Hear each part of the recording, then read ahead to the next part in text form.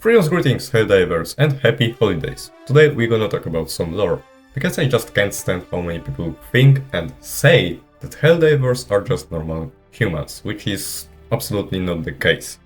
We are closer to the Spartans from Halo than we are to the standard Navy SEALs. And furthermore, even the standard Super Earth citizen isn't just a normal human.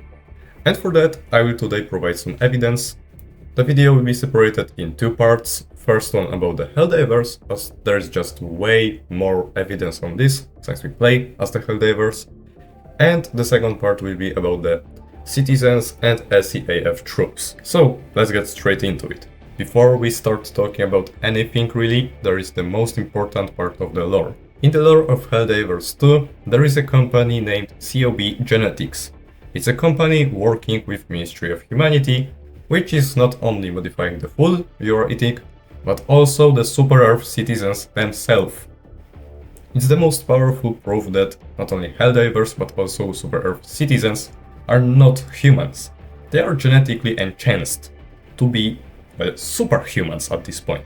So you can basically even close the video right now. It's the major evidence which you can't argue with. Okay, well, we can now go to the video and show you the actually in-work evidence. So, Helldivers, and first our strength. For that I have four major evidence. First of all, we throw those platinum bars like with no problem. That might not sound like a lot, until you realize each of those weighs half a ton, over 1000 pounds in freedom units. Try to lift that. You won't probably, unless you are some bodybuilder. But we throw it. Just imagine how strong you have to be to throw 30 of those and not really get tired from it. You just throw it with no problem up to like I think 5 meters. And then you can sprint, fight, whatever you want. I think that's a major point on our strength. Like, I doubt any normal human, even after years of training, could do that. And could do that regularly. And on the planet, when it's burning hot with lava. I just really doubt. The second point on strength is that we can punch berserkers and actually significantly hurt them. As for the well punching without melee weapon, they are made of steel at least, if not the titanium alloy. I can't prove on that they are made of titanium alloy, because well, I'm pretty sure they are made up of scraps of Helldivers armor that are made of the titanium alloy, but well, I just can't find the proof on that, so let's say they are just made out of steel. It's still freaking pretty impressive that you can punch through a layer of steel armor. If you don't believe me, go on and try to punch a steel beam. I promise you that your knuckles will be shattered. And the Helldivers is fine after this. Not only that, he is fine, but the steel isn't. Once again, pretty solid point if you ask me. Next up, we are training on our Helldivers training with the Terminids. We are basically wrestling with them. Might not sound like a lot, but Terminids, as we know, are space bugs. Bugs usually have a huge body weight to strength ratio. For example, we'll take ants, since they look kinda similar to the Terminids. Ants can lift up and carry from 10 times to 50 times their body weight. And now imagine how much can the warrior pick up, which is significantly fucking larger than the ant. And we are wrestling with them. And yes, some people use that as counter evidence to Helldivers being genetically modified. Although, I will just tell you, there is no selection, either a selection in training or natural selection, that would make Helldivers within just 100 years, or even less, because there was 50 years gap between the formation of Super Earth and the First Galactic War, wouldn't make us so strong to fight something with that strength, or like carry those platinum bars I just mentioned.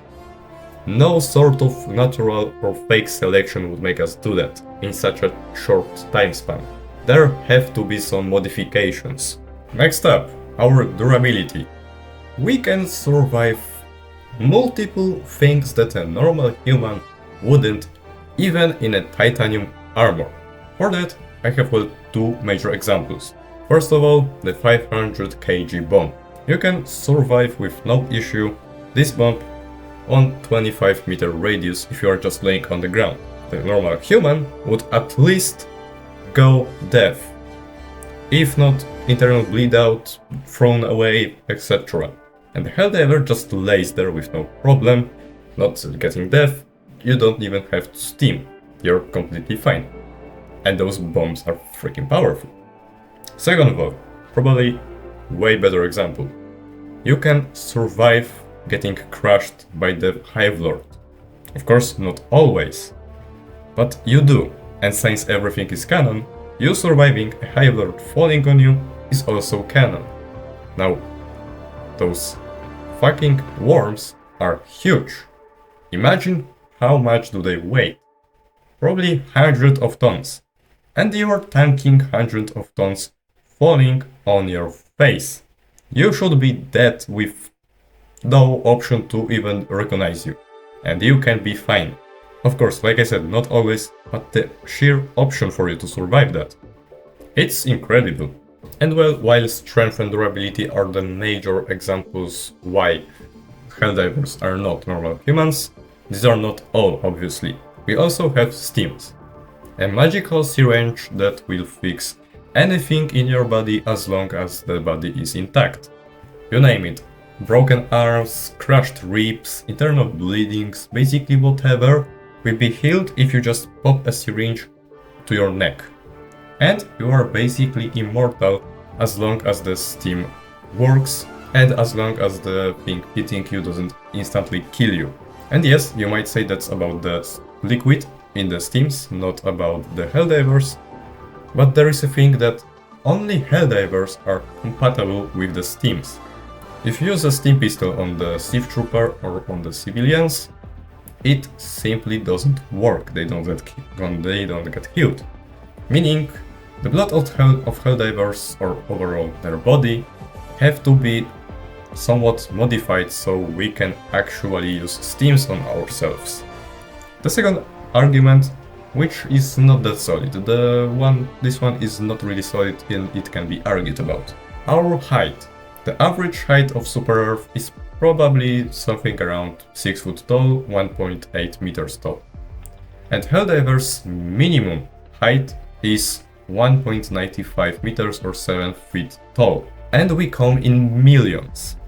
Meaning that if overall average of Super Earth is lower than a minimum of Helldivers in such a big number, I don't think it's basically possible to separate that much of people that doesn't fit the average.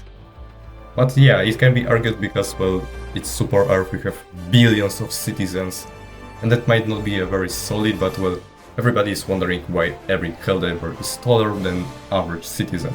I just say that it's probably due to those modifications, but it is not the solid proof. I will repeat it just once more.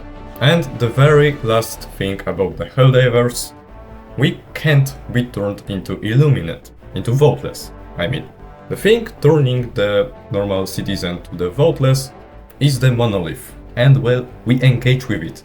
Pretty close, to be honest. And somehow, we are not turned into voteless. So, you know, there have to be something about us, about our genetics, that we are not getting turned into zombies or overall just fall into influence of Illuminate.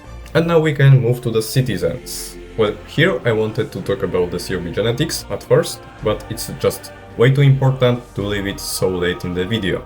It have to be the first thing I talk about. But there are some more evidence. First of all, SEAF troops are pretty resistant too. They can survive explosions very up close with no damage at all. I don't say that they can survive an exploding bullet, getting shot at them, but they can use an EAT up close to kill the charger, which is basically in their face, and live without a scratch. They will be just a little pushed back. That's all, and they are completely fine. Meaning the SEAF troops alone are pretty more resistant than a normal human, like the human from our times, not from the Helldivers universe. Second thing are the rifles. It is not a powerful proof, just like with the height of Helldivers, but it is also one. The SEAF weapons don't have option for bullet leaving on the left side of the weapon. Why is it important? Because if you're left-handed, it means all of those hot casings will just slap you in the face, which is not pretty safe.